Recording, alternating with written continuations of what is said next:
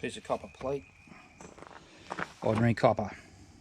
You stick it under on the underside of your weld and then stitch it up.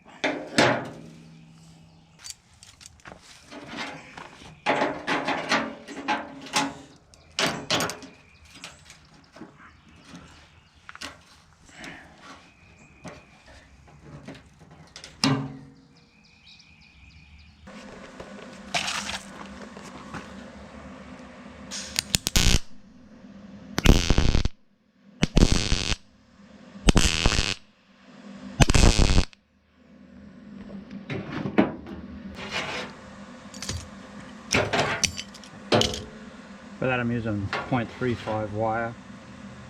I've got the machine set at 12 gauge and I'm basically burning through getting a full fusion weld.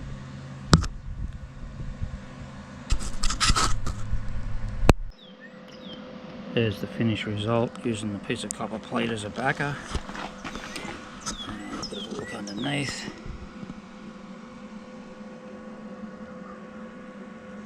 Decent penetration all the way through.